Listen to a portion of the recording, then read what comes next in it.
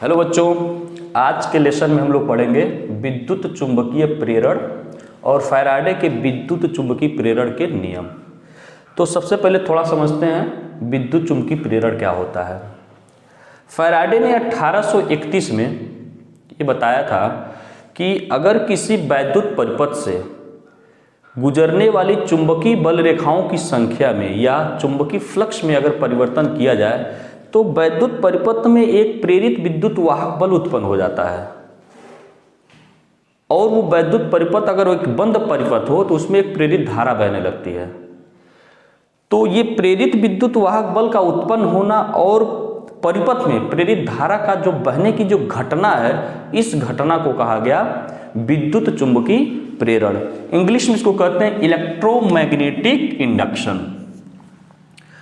क्या है ना कि फैराडे ने 1831 में कुछ एक्सपेरिमेंट किया। जैसे हम लोग अरेस्टेड का एक एक्सपेरिमेंट पढ़े हैं कि अगर कोई चालक है इसमें धारा प्रवाहित हो रहा है, आई धारा, तो इस चालक के चारों तरफ एक चुंबकीय क्षेत्र उत्पन्न हो जाता है। उसी आधार पर फैराडे ने सोचा कि अगर किसी चालक में करंट फ्लो कर रहा है तो उसके चारों तरफ एक चुंबकीय क्षेत्र उत्पन्न हो जा रहा है, तो चुंबकीय क्षेत्र से करंट भी उत्पन्न हो सकता है। तब उसने क्या किया, कुछ एक्सपेरिमेंट किया। उस एक्सपेरिमेंट के आधार पर इसने बताया कि क्या होता है विद्युत चुंबकीय प्रेरण। अभी इसके बारे में और अच्छे से पढ़ेंगे, थोड़ा एक्सपेरिमेंट के बारे में हम लोग देख लेते हैं। उसने एक कुंडली लिया,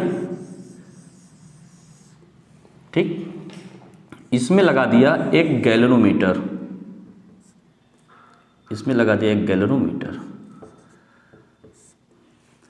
और एक चुंबक लिया। ये नॉर्थ पोल है चुंबक का। इस चुंबक को इसके पास लाया इधर, यानी कि हम लोग जानते हैं चुंबक के नॉर्थ पोल से, उत्तरी ध्रुव से चुंबकीय बल रेखाएं बाहर निकलती हैं। ऐसे चुंबकीय बल रेखाएं बाहर निकलती हैं, ठीक। अब इसने क्या किया, चुंबक को कुंडली के तरफ लाया। तो जब चुंबक को कुंडली के तरफ लाया गया तो देखा गया कि यहां गैल्वेनोमीटर में एक करंट मिल रहा है, ठीक है। इसका मतलब ये हुआ कि जैसे ही चुंबक को कुंडली के पास लाते हैं, कुंडली से होकर गुजरने वाली चुंबकीय बल रेखाओं की संख्या बढ़ने लगती है। ये कुंडली से गुजरने वाली चुंबकीय बल रेखाओं की संख्या बढ़ने लगती है, यानी कि चुंबकीय फ्लक्स में परिवर्तन हो रहा है। तो इसमें इस गैल्वेनोमीटर में एक डिफ्लेक्शन मिला। इसका मतलब ये हुआ कि जैसे जैसे चुंबक को पास ला रहा है, इसमें करंट फ्लो कर रहा है। अच्छा, दूसरी चीज क्या है, जब इसी चुंबक को कुंडली से दूर ले गए, जैसे सपोज ये नॉर्थ पोल है, अब इसको दूर ले जा रहे हैं, कुंडली से दूर। जब दूर ले जा रहे थे, तो जब दूर ले जाएंगे तो इससे गुजरने वाली चुंबकीय बल रेखाओं की संख्या क्या होगी, घटेगी। इससे गुजरने वाली चुंबकीय बल रेखाओं की संख्या क्या होगी, घटेगी। यानी कि यहां पर क्या है, यानी कि फ्लक्स में वृद्धि मिलेगा और यहां पर फ्लक्स में कमी मिलेगा। कुल मिला जुला के बातें हैं, फ्लक्स में परिवर्तन। दोनों के केस में क्या हो रहा है, फ्लक्स में परिवर्तन, ठीक। तो अब ध्यान से देखिए, सॉरी इसका नीडल इस तरफ रहेगा, ठीक है। यहां पर क्या हुआ, नॉर्थ पोल को कुंडली के पास जब लाए तो कुंडली से होकर गुजरने वाली चुंबकीय बल रेखाओं की संख्या में वृद्धि हुआ, तो यहां हमें करंट मिला। यहां से जब दूर ले गए तो चुंबकीय बल रेखाओं की संख्या, कुंडली से होकर गुजरने वाली चुंबकीय बल रेखाओं की संख्या में कमी मिला, तब भी हमें करंट मिला, लेकिन दूसरे डायरेक्शन में मिला। अब इसका डायरेक्शन हम लोग आगे पढ़ेंगे, जब फैराडे के विद्युत चुंबकीय प्रेरण के नियम पढ़ेंगे उसमें आएगा डायरेक्शन क्या होता है इसका। तो जब पास ला रहे हैं तो फ्लक्स में वृद्धि होगा, दूर ले जा रहे हैं तो फ्लक्स में कमी होगा, कुल मिला जुलाकर फ्लक्स में परिवर्तन होगा। तो फ्लक्स में परिवर्तन होने की वजह से यहाँ पर क्या मिल रहा है, एक धारा मिल रहा है। इस धारा को हम लोग क्या बोलेंगे, प्रेरित धारा, प्रेरित धारा। और इस कुंडली में एक विद्युत वाहक बल भी उत्पन्न होता है, उसको बोलते हैं प्रेरित विद्युत वाहक बल। इंग्लिश में इसे कहते हैं इंड्यूस्ड ईएमएफ, और इसे कहते हैं इंड्यूस्ड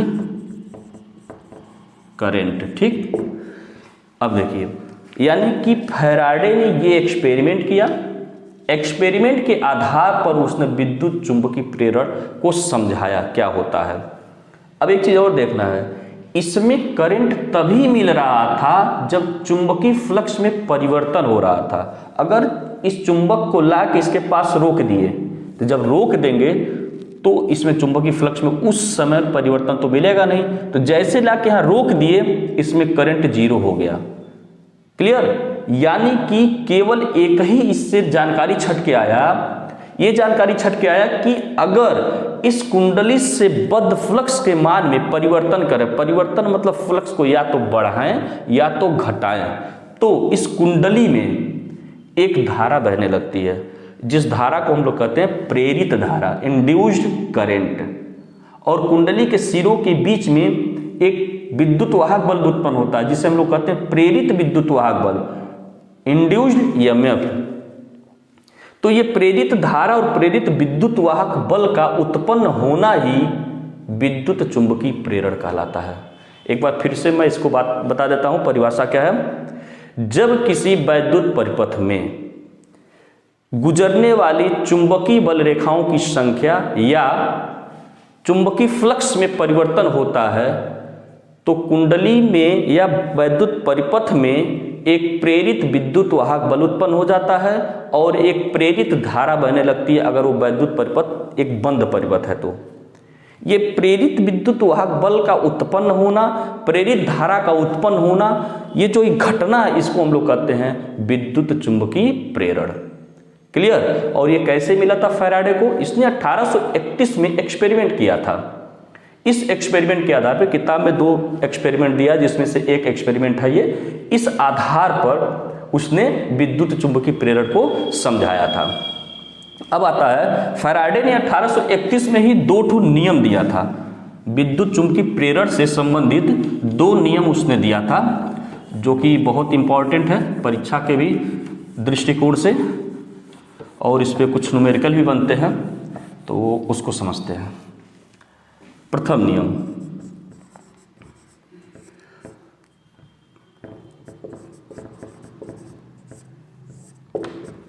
ठीक, इसे न्यूमैन का भी नियम कहते हैं, न्यूमैन का भी नियम कहते हैं। कभी कभी परीक्षा में आ जाए न्यूमैन का नियम लिखिए तो समझ जाइए क्या होता है। फैराडे का विद्युत चुंबकीय प्रेरण का पहला नियम है ये, ठीक है। इसमें क्या बताया था इसने कि अगर किसी कुंडली या परिपथ से गुजरने वाली चुंबकीय बल रेखाओं की संख्या में अगर परिवर्तन होता है, अर्थात फ्लक्स में परिवर्तन होता है, तो वैद्युत परिपथ में एक प्रेरित विद्युत वाहक बल उत्पन्न हो जाता है। ये प्रेरित विद्युत वाहक बल जो है, ये फ्लक्स में परिवर्तन के ऋणात्मक दर के बराबर होता है। क्या होता है, जब किसी वैद्युत परिपथ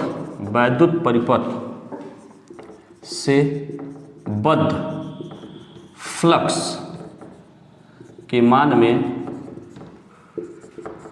परिवर्तन होता है, तो परिपथ में एक प्रेरित विद्युत वाहक बल उत्पन्न हो जाता है। ये प्रेरित विद्युत वाहक बल, यानी कि ये प्रेरित विद्युत वाहक बल, जिसको ई से हम लोग डिनोट करते हैं, बल फ्लक्स परिवर्तन के ऋणात्मक दर के बराबर होता है। ये पहला नियम है फैराडे का। ठीक है, यदि डेल्टा टी समयांतराल में फ्लक्स परिवर्तन डेल्टा फाई हो तो प्रेरित विद्युत वाहक बल ई जो होगा वो माइनस डेल्टा फाई बटे डेल्टा टी होता है। ये क्लियर? ये फैराडे का प्रथम नियम है। प्रथम नियम के अनुसार ये फार्मूला बना। यदि delta t tends to zero, इसका मतलब आप लोगों को फर्स्ट ईयर में ही समझाया होगा, delta t tends to zero का मतलब डेल्टा टी का वैल्यू बहुत ही छोटा है, तो इसी को हम लोग लिखते हैं e minus limit delta t tends to zero delta phi बटे डेल्टा टी, या इस सब को हटाते हैं और लिखते हैं d phi by d t, d phi बटे, ये क्या है? फ्लक्स है, मैग्नेटिक फ्लक्स है ये फार्मूला।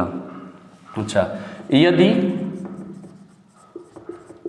कुंडली में n फेरे हो तो, यदि कुंडली में n फेरे हो तो E इक्वल टू होता है minus n d phi by d t, ये फार्मूला बनता है। लेकिन एक चीज यहां समझना है, किताब में तो दे देता है यदि कुंडली में n फेरे हैं तो विद्युत वाहक बल कितना होगा, ये लिख देते हैं। n फेरे का मतलब समझिए, ये जो फेरे होते हैं ना, ये फेरे जो हम लोग बनाए थे, ये बिल्कुल पास होने चाहिए, यानी जो ये फेरे बनते हैं बिल्कुल पास होने चाहिए, इनके बीच में गैप नहीं होना चाहिए। कहने का तात्पर्य ये है कि अगर पहले वाली कुंडली से जितना फ्लक्स लिंक कर रहा है उतना ही सबसे लिंक करना चाहिए।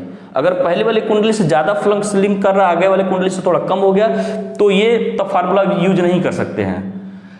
यन का मतलब है यन फेरे हैं कुंडली में और फ्लक्स सबसे इक्वल लिंक कर रहा है, मतलब अगर पहले वाले कुंडली से 5 फ्लक्स लिंक कर रहा है, दूसरे वाले से भी 5 फ्लक्स ही लिंक होना चाहिए। यानी पहले वाले कुंडली से अगर 4 चुंबकीय बल रेखाएं गुजर रही हैं तो उसके आगे वाले से भी 4 गुजरने चाहिए, सबसे 4 चुंबकीय बल रेखाएं ही गुजरने चाहिए, तभी ये फार्मूला आप लगा सकते हैं। तो ये है फैराडे के विद्युत चुंबकीय प्रेरण का पहला नियम। इसे हम लोग न्यूमैन का भी नियम कहते हैं। ठीक है, अच्छा, इसका मात्रक क्या होता है? मात्रक अभी बताएंगे। माइनस यहाँ साइन क्यों रखते हैं, माइनस अभी दूसरे वाले नियम में क्लियर हो जाएगा माइनस क्यों आता है फार्मूले में। इसका मात्रक वोल्ट होता है, ऊपर फ्लक्स का मात्रक होता है वेबर और नीचे समय, इसका मात्रक होता है सेकेंड, ऐसे को हम लिखते हैं वोल्ट। ठीक है, इसका मात्रक हो गया वोल्ट।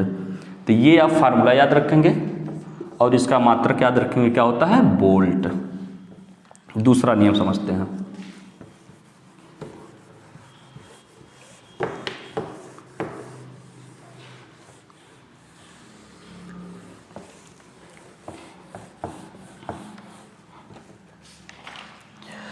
दूसरा नियम,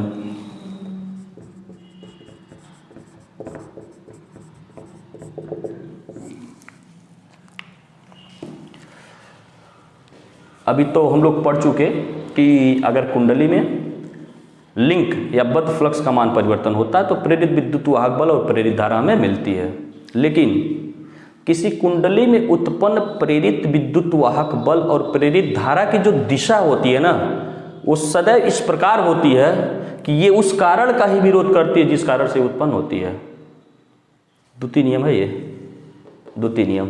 मतलब क्या है कि ये प्रेरित विद्युत वाहक बल और प्रेरित धारा की दिशा सदैव इस प्रकार होती है कि ये उस कारण का विरोध करती है जिसे स्वयं उत्पन्न होती है। ये द्वितीय नियम है। इसे लेंज का भी नियम कहते हैं। लेंज भी एक साइंटिस्ट है, साइंटिस्ट था, उसने ये नियम बताया था, लेंज का नियम। अगर लेंज का नियम आए तो ये नियम आप लिख देंगे, चलेगा काम। लेंज का नियम मतलब क्या है, किसी परिपथ में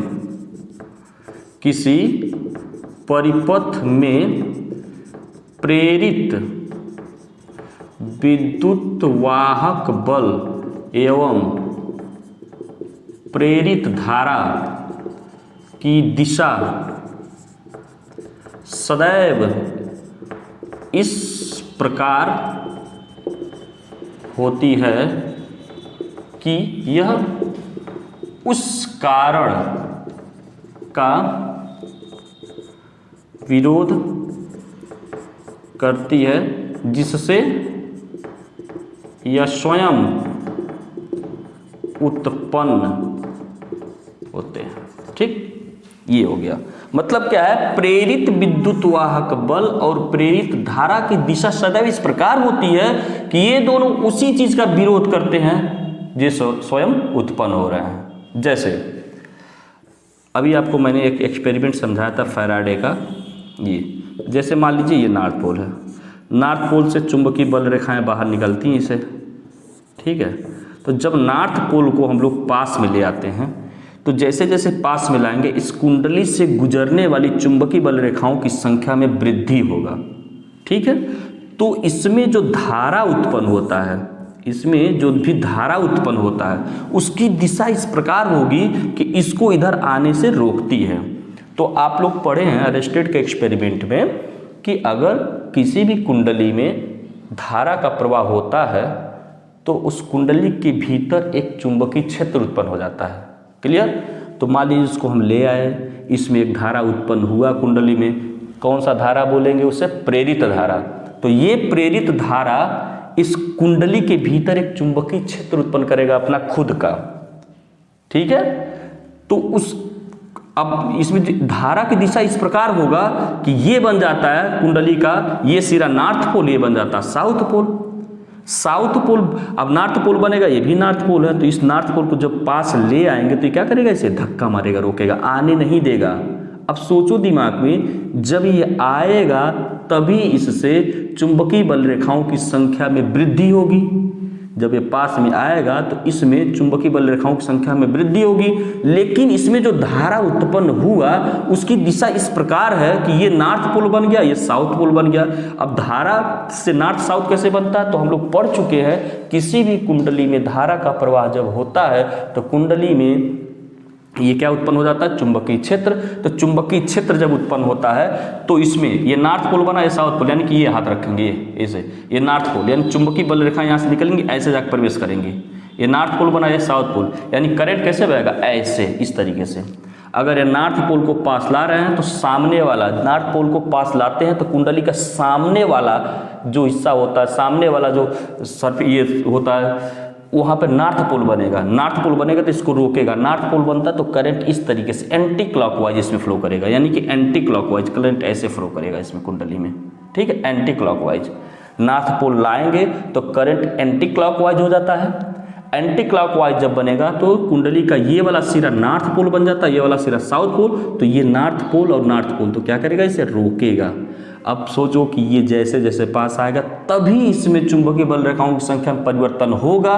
परिवर्तन होगा तो प्रेरित धारा मिलेगा, लेकिन ये तो परिवर्तन होने ही नहीं दे रहा है। यानी कि इसकी दिशा, करंट जो प्रेरित धारा उसकी दिशा इस प्रकार बन जा रही है कि ये जो चुंबकीय फ्लक्स में बढ़ोतरी हो रही है उसको रोकने का काम कर रहा है, ठीक है। उसी तरीके से अगर इसको हम लोग काम करते हैं, ये मान लो नॉर्थ पोल को हम लोग यहाँ से दूर ले जा रहे हैं, इसमें पास ला रहे थे, दूर ले जाते हैं। अब इसमें क्या होगा, करंट का डायरेक्शन चेंज हो जाएगा। अब करंट का डायरेक्शन इसमें क्या होगा, चेंज हो जाएगा। मतलब क्या, ये साउथ पोल बन जाएगा, ये नॉर्थ पोल बन जाएगा। तो साउथ पोल क्या करेगा, इसको अपने तरफ खींचेगा, यानी इसको दूर नहीं जाने देगा।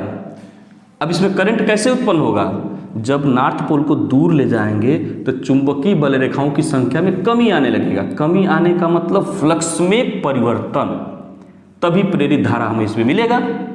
लेकिन साउथ पोल बना के इसको नॉर्थ पोल को दूर नहीं जाने दे रहा है, यानी कि फ्लक्स में परिवर्तन नहीं होने दे रहा है। समझ में आया। तो इस तरीके से इसमें करंट का डायरेक्शन, जो प्रेरित धारा है, प्रेरित धारा उसकी दिशा इस प्रकार बन रही है कि जब चुंबक पास आ रहा है तो इसको रोक रहा है, जब चुंबक दूर जा रहा है तो इसको अपने तरफ खींच रहा है, तो विरोध तो कर रहा है। और जब चुंबक पास आएगा तभी इसमें प्रेरित धारा उत्पन्न होगा, जब दूर जाएगा तभी इसमें प्रेरित धारा उत्पन्न होगा। तो धारा इस प्रकार बन रहा है, धारा इस प्रकार बन रहा है। अब इसमें देखो, जब दूर ले जाएंगे इसे, तो दूर ले जाएंगे तो इसमें करंट का डायरेक्शन क्या होगा, ये बताओ। करंट का डायरेक्शन, तो कुंडली में करंट का डायरेक्शन इस प्रकार होना चाहिए कि साउथ पोल बना है, ठीक है। तो करंट ऐसे बनेगा, जब करंट ऊपर से बाहर की तरफ निकलेगा तो ये वाला हिस्सा क्या बनता है, नॉर्थ पोल बनता है, ये नॉर्थ पोल बनेगा, ठीक है। करंट यानी कि ऐसे इस तरीके से फ्लो करेगा इसमें, यानी कि अब क्लॉकवाइज हो जाएगा। जब कुंडली का सामने वाला सिरा नॉर्थ पोल हो तो उसमें करंट क्लॉकवाइज होता है, और जब कुंडली का सामने वाला सिरा नॉर्थ पोल बने तो उसमें एंटी क्लॉकवाइज करंट घूमता है, तो करंट का डायरेक्शन क्या हो गया, चेंज हो गया। तो ये है द्वितीय नियम, इसे लेंज का भी नियम हम लोग कहते हैं।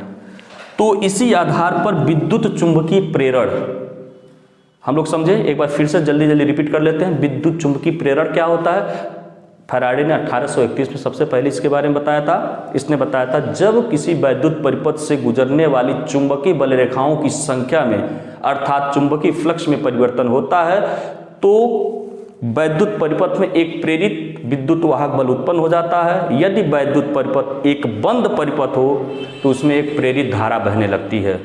प्रेरित विद्युत वाहक बल का उत्पन्न होना, प्रेरित धारा का उत्पन्न होने की ये जो घटना है इसे कहते हैं विद्युत चुंबकीय प्रेरण। इसने कुछ एक्सपेरिमेंट किया था, जिसमें एक एक्सपेरिमेंट मैंने आपको समझा दिया है, किताब में 2 एक्सपेरिमेंट दिया हुआ है, दोनों में से एक मैंने समझा दिया। फैराडे ने विद्युत चुंबकीय प्रेरण के संबंध में 2 अपना नियम दिया था। पहला नियम, जिसे हम लोग न्यूमैन का भी नियम बोलते हैं, उसने बताया था ये जो कुंडली में प्रेरित विद्युत वाहक बल उत्पन्न होता है ना फ्लक्स परिवर्तन के कारण, ये जो होता है वो फ्लक्स परिवर्तन के ऋणात्मक दर के बराबर होता है। फ्लक्स परिवर्तन के ऋणात्मक दर के बराबर, E = -Δ∅/Δt।